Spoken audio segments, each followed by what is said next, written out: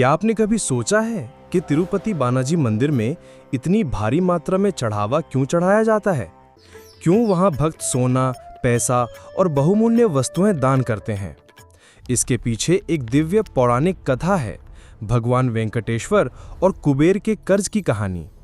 कहानी की शुरुआत होती है जब महर्षि भृगु ये जानने के लिए निकले कि त्रिदेवों में सबसे सहनशील कौन है। जब वे वैकुंठ पहुंचे तब भगवान विष्णु योग निद्रा में लीन थे।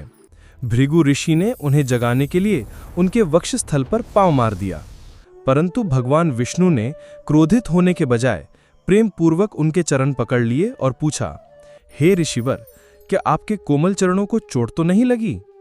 ये देखकर ऋषि भावविभोर हो गए। लेकिन इस घटना से देवी लक्ष्मी बहुत आहत हुईं, क्योंकि विष्णु ने ऋषि के इस अपमानजनक व्यवहार को भी सहन कर लिया। क्रोधित होकर देवी लक्ष्मी वैकुंठ छोड़कर पृथ्वी पर चली गईं। भगवान विष्णु लक्ष्मी के वियोग से व्यथित होकर पृथ्वी पर श्रीनिवास के रूप में वेंकटाचल पर्वत पर निवास करने लगे।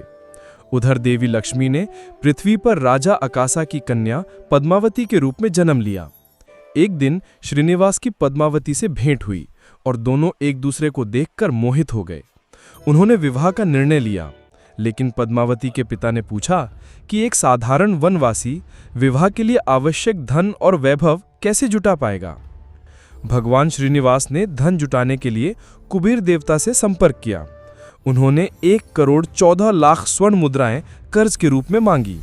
कुबेर ने ये कर्ज भगवान ब्रह्मा और शिव को साक्षी मानकर एक शर्त पर दिया कि ये कर्ज कलयुग के अंत तक ब्याज सहित चुकाया जाएगा, और जब तक कर्ज चुकता नहीं होता भगवान विष्णु वैकुंठ वापस नहीं लौटेंगे।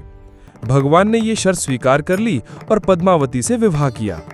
ऐसा माना जाता है कि भगवान वेंकटेश्वर आज भी तिरुपति में विराजमान हैं और अपने भक्तों द्वारा चढ़ाए गए दान के माध्यम से वो कर्ज चुकाते जा रहे हैं। यही कारण है कि तिरुपति बालाजी मंदिर में भक्त करोड़ों का दान करते हैं, क्योंकि ये विश्वास है कि जो भक्त भगवान को कर्ज चुकाने में मदद करता है, भगवान उसकी कई गुना सहायता करते हैं।